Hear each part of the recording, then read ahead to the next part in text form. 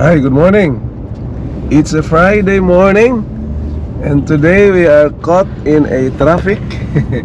Tanawan ninyo guys, oh. Traffic na.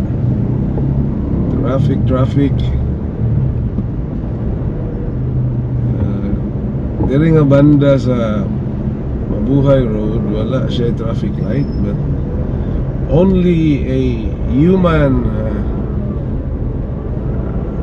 Blue Boys traffic. So usahay mo kuan gud siya mo santop siya sa traffic. Ang oras karon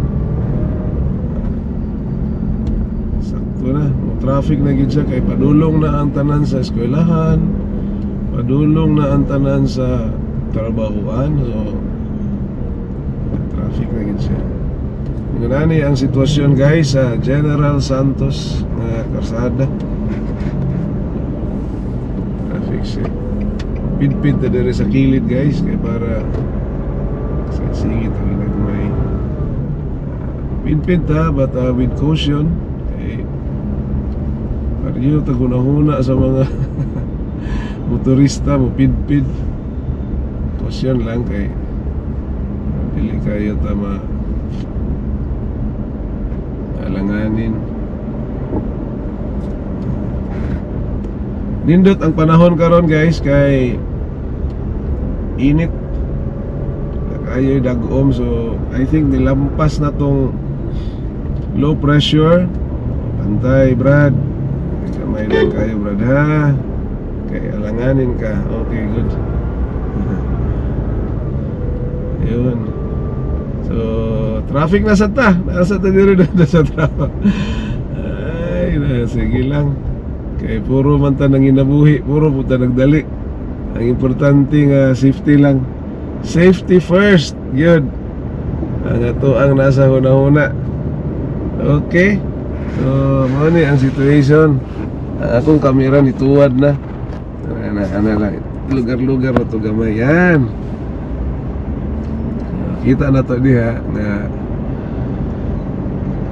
hinay sa Tagalog pa usad pagong ang mga sasakyan ngayong araw. So mauna siya. Ingon ani ang situation karon diri sa General Santos City. So kumusta naman mo mga igsuon ko diha sa kadalanan? Kung sa may itong kahimuan karon, bitaw no?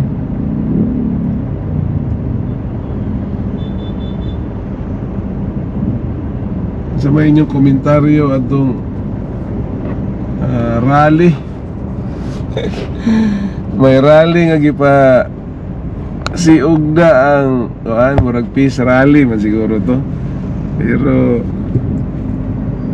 ang 3 days rally nahimo na lang 2 days. Kaya nagkakayong comment sa social media, kesyo ganito, kesyo ganyan. Di na ito mag-apil-apil ana oy. Ita niya ito ang nasod nga Pilipinas oy. Pero di santa makialam kinsa sab ang makialam. Sa eleksyon na lang siguro ta makialam. Away unit team naman uban nga koan mga komentarista mingon nga sala na atong nagbutar anong unit team. Sila raman gihapon. Sila ra gihapon ang nagrally-rally karon. Ay nako, ita ning ato ang Pilipinas eh. May makay kawatan. It started with a flood control scam. Tapos daghan na kayo itong nagkuhan, mga revelasyon, mga involved na ng mga senador. May mga karaan nga senador katong na plunder, tapos na involved na sab siya. May mga bago nga mga nga involved. Ingon si Ombudsman Rimulya paanuhan na ako niya warrant of arrest this coming December, I think December 8 to. Tanaw na to sadya ni. Pero makaulaw, makaayo ng Pilipinas. Tapos mga akusasyon na drug addict at mga presidente, from revelation from the sister itself, si Amy. Pero ang kuhan dito, ang punto dito, lisod man good ni kuhan. I don't know kung nakuha sa tao ang mensahe ba nga ngayon gipunto addict yung isuon and she just want to help, pero some were picking it up as kuhan, betrayal ba, kaya isuon man good. Okay, looking at the whole picture, ang pick upon sa tao kanang kuhan, kanang pagka traidor sa isuon. Ang uban, I don't know kung nagdulot ba siya hatred to oust the president kay addict ang revelation, but that is subject to kuan pamangguna, subject to evidences. Nya, ang question dia, sakto na ba ang ebidensya? Is the revelation of the sister enough? Or it's just a plain and simple kuan, kanang power hunger, something like that. Mo may evaluation sa uban nga kanang kuan, it's a sibling rivalry.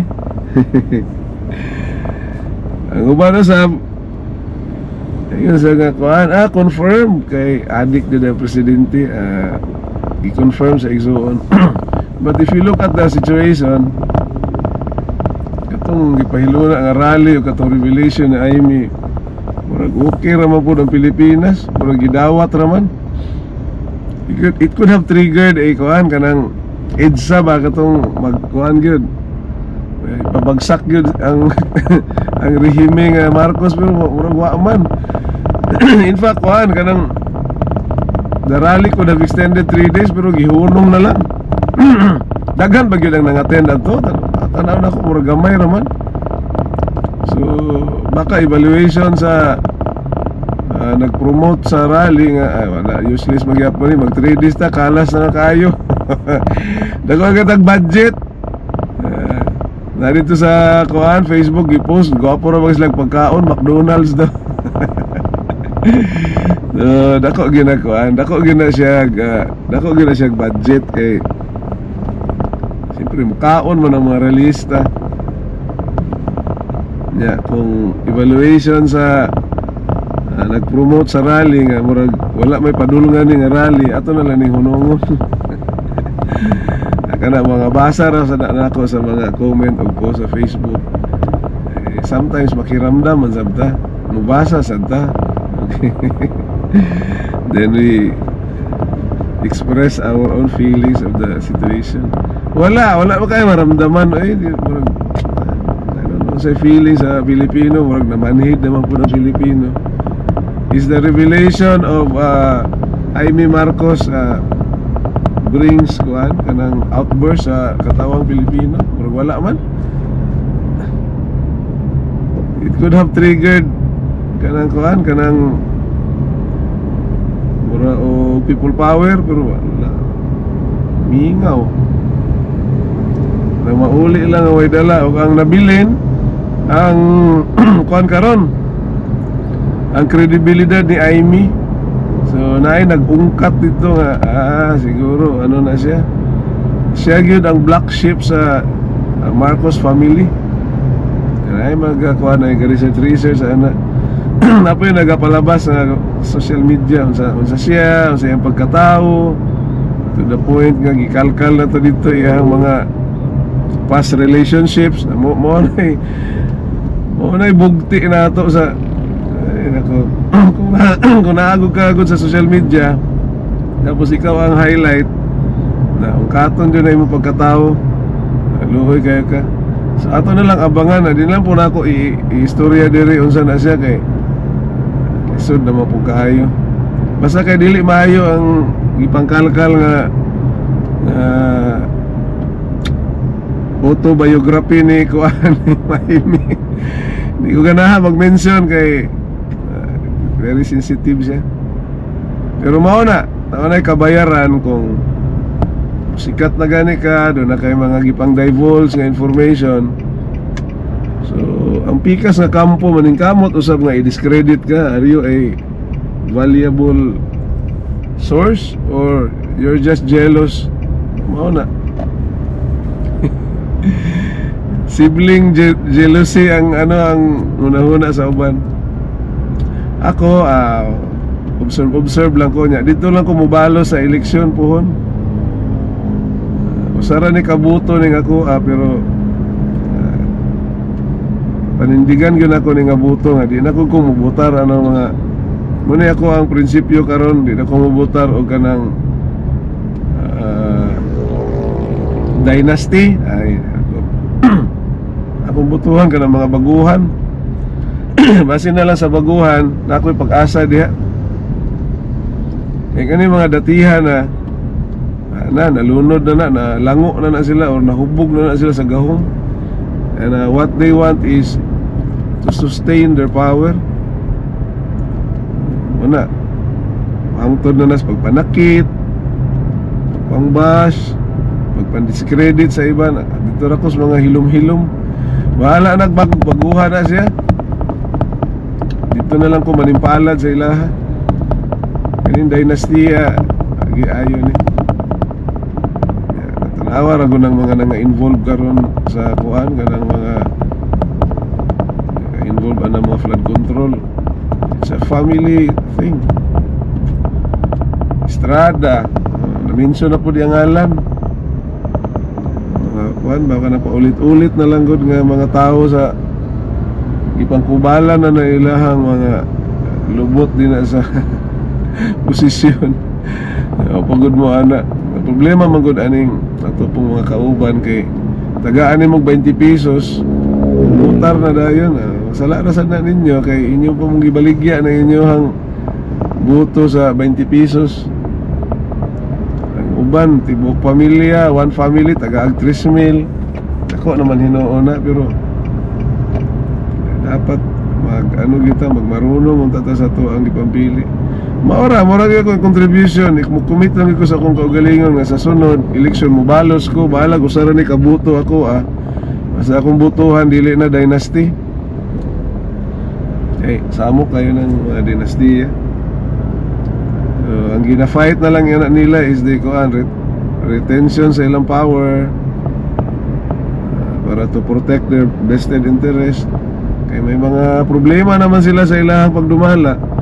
So to keep them immune, kaya naman na ginatawag immunity. Kung anak ka sa Senado, immune ka. Kung lalo na kung naa ka sa top position, presidente, murag na kayo mga immunity ba.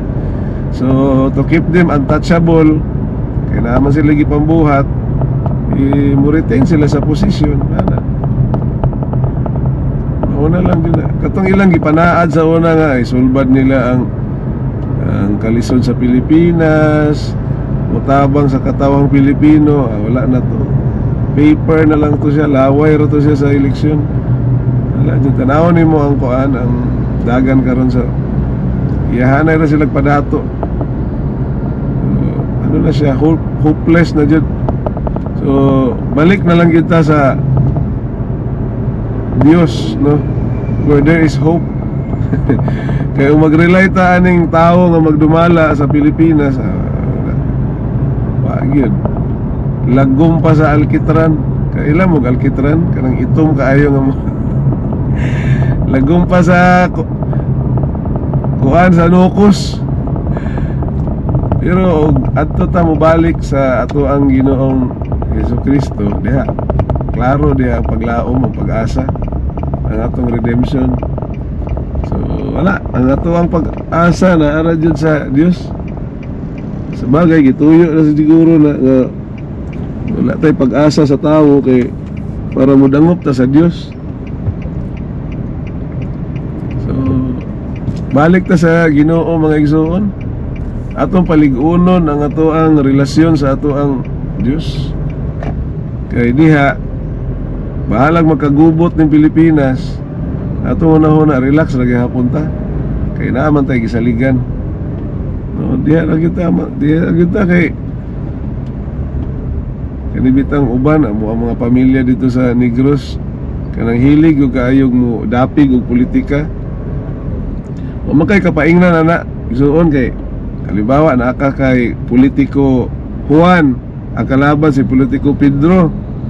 Ya, ipakita dyan mo nga loyal ka kay Juan. Ya kay karon ang nidaog si Pedro man. So katong mga nanarbaho sa mga GO, nanarbaho sa gobyerno, damay to sila. Tanggalon man to. Walay maayo nga kuan, walay dapig ka kay kuan gani nga politiko tapos magloyal ka ay nako. Problema general lang ang imuhang kuan na ay pewa kay dapigan. So wala. Tawhanon ra gihapon nga mga karakter o attitude ang imong mapala. Ito na lang ta sa ato ang buhi nga Dios. Mangalagad tag sincero. Ma-relax pa itong huna-huna. Pagkatulog na ito, humana itong ampo. Katulog tag sakto. Kaya mga politiko, ampo ito, makatulog pa ba ni sila? Tanaw nila mo ng aura nila. Mura nag mga abat ba? Huwag kabalo mong abat. Mura mga kaskas na gitsura ba? Problema. Gahont sa ilang kaugalingon ng kuan, ilang ipambuhat. Amot asa nakakaroon si Senator Bato. Rumors naman to nga naa daw siya warrant of arrest sa ICC kaya wala pa magigipalabas ang, pero wala na siya, nagtago na siya, wala na siya mo attend ng mga Senate hearings nga ilahang idumala sa Senado. So ingon na unta magingon nga sad-an siya, but ang iyang circumstansya karon ingon na unta wala na siya nag-senador, chief PNP magyud siya, dako siya kwarta ni retire na lang unta siya niya dito sa iyang farm, nagsugba-sugba siya kanang ranta mo ko nang iyang vlog, gwapo ba na iyang vlog, sugba-sugba ato sa farm, malinawon lang unta siya, ni apil mo siya senador. So aman ta magingon nga sad-an siya unless proven guilty. So kana guilty dyan na, pero akusado pa lang. Pero kung akuyos ka, mu-answer ka sa korte. Maana man dyan ato ang korte.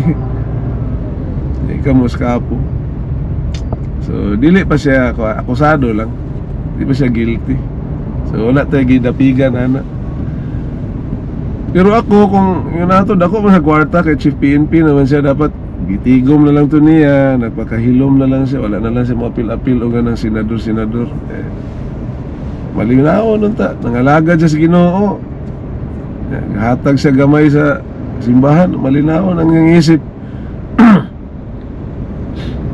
Apil-apil ta ng politika, malisod ang kinabuhi ng politics. Kana lang man ganing barangay magpatay jud ba, kasagaran nga madugo nga eleksyon diha man sa barangay kay ngano sa barangay man god makakuha magunag daghang buto. So diha sa barangay mag-ugat ang kanang gitawag nila leader kaani nga politiko nya, funded po na siya sa top nga barangay, kuha na siya kanang uy, unsa man ni, what's happening to there is Robinson's opening sa Robinson supermarket. Nindot na ni. Naay konting kaguluhan dire guys. Kay open ang Robinson supermarket dire sa Kalumpang. So balik ta, naa ang madugo nga politika sa barangay. Kita nimo na mga barangay captain, mga gipampusil, barangay konsihal, gipamtuan, patay kay kung makasukad man gud ang politiko diha, ibawa congressman, mayor, makuha niya ng barangay, dako na kay nga punto sa eleksyon. Wala diha. madugo kaayo, pero ngano mga maningkamot magyud ang mga tao, no? Tungod kay dako sila sweldo, may mga sweldo eh. Dito na sa kickback. Kay ang level sa corruption up to the barangay level, kay ang barangay mo inspection man nag-project in taon, manya og dili na i-approve, ang bulpin dili mo lihok. So kinahanglan yun na siya pork oil kinalag mantika para mo danlog ba. Diya, corruption, tanan nga level sa corruption nag-start diha sa barangay. Mana kay og maayo jud imo sentido mo spend man kag milyon barangay level ha, mo spend kag milyon pila ra may honorarium sa mga barangay captain. Tama nimo pagbawi ana, simple mathematics. So, na mabawi nimo ang imuhang puhunan sa pagdagan sa eleksyon through kickback, komisyon o favor sa mga tao. Kay pananglitan na ay magtuko din na nga bag-o nga negosyo, manukan. Naman ay hatag-hatag, kay naman ay ginatawag og building permit, usa na kanang mga business permit. So magpahumot mo po ning bag-o nga enter nga negosyante, alangan man mag-instrikto ka dito sa barangay hall o sa city hall. So mura jud ka nagkuan kanang pinakamababa nga nilalang dito, magpaubos ka, magdala kag cake, dala kag siopaw, magdala kag bisag unsa na lang mo dadoon para ma-approve mo negosyo. Mo na mga perks diha. So nga mga klase nga siyempre ikaw may nasa posisyon. So dito na dayon matawo ang corruption o under the table. Mayog makontento sa siopaw. Ug ingnon na ay siopaw ray mo gidala sir. Wala na. Dili sir oy. Napa diri sa envelope nga brown. Siopaw ray mo gidala sir. Wala na. Dito na natawo ang ang corruption by very. So mao nay kuan mo nay kalakaran diri ngano nga ganahan ang tawo nga mapil-apil ang politika is because of that fame, power. Mao na siya. Ambot pila ra gud ka porsyento sa politiko nga ni keep sa ilang promise nga mutabang sa katawhang Pilipino. Nay politiko nga bukang bibig jud na samba ang katawhang Pilipino, ang ating kapwa Pilipino, urang bukang bibig jud na niya ba. Yan ako mag-mention sa pangalan. Pero urang manimbarot akong balahibo mo mention ana tinuod baka anang iyang giingon. Sige na lamang. Muna balik ta sa kuan, balik ta sa Dios. Di ta pwedeng mag-rely ang mga politiko. Sa Dios ra gyud ta may rest. Sa Dios ra gyud ta may comfort, ug sa Dios ra gyud ta may paglaom. Panilain. So nining kabintagon i-reset na to ato ang mga una-una nga walay paglaom ang tao magdala. Masway ra gyud siya sa corruption. Kay kani nga kalibutan is a corrupt world na diri gipuy-an ni Satanas. Ang leader diri ang boss si Satanas. So mabuntog lang nimo na si Satanas kung strong ka sa imong faith diya sa Dios. Kanya kay karon magmadaugon man gyud si Satanas. Kay kini pong Pilipino pod masway ra man pod siya. Pasimhoton lag 100 pesos muuo naman dayon. Pasimhoton lag 3,000 tibok pamilya tagaag 3,000. Wala na daot ang tanan. So ining kabuntagon mga igsoon, I would like to urge you balik sa Ginoo, balik mo basa sa inyong Biblia, balik mo asa man inyong denomination, no? Wala man ko nag-ingon nga adto mo ani nga denomination for as long as it's a gospel based, Bible based. Nagtuo mo nga dunay creator, dunay ni naglalang ka natong tanan na ay Dios. Balik mo sa inyong Dios. Kung kamo Kristiyanos, padayon pagsimba. Okay? Kung unsa may inyong denomination, padayon og simba. Basta ang inyong simbahan nagatuo og dunay paglaom, no? The hope of redemption. Mao man jud na. Nagtuo ka nga kuan kanang ikaw mo'y makaredeem sa imong kaugalingon, imong kaugalingong binuhatan. It's time to study more and seek, no, the truth nga ang tao makasasala o wala jud siya gahom nga makaredeem siya ang kaugalingon sa kalaglagan. Nanginahanglan tag redeemer. Kay hapit na gani ang Pasko, i-celebrate nato ang pagkatao sa atong redeemer, Ginoong Hesukristo. So diha ra kita kay Kristo may paglaom.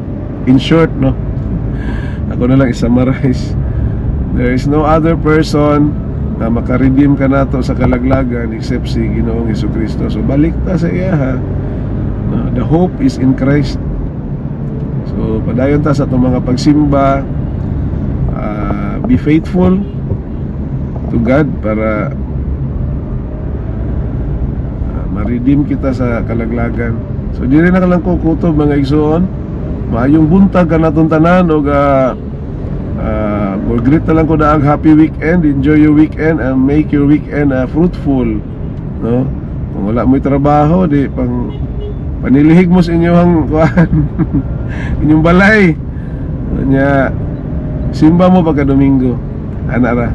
So once again, good morning, and then may the Lord bless you and keep you, and may His face shine upon you every day of your life. Amen and amen.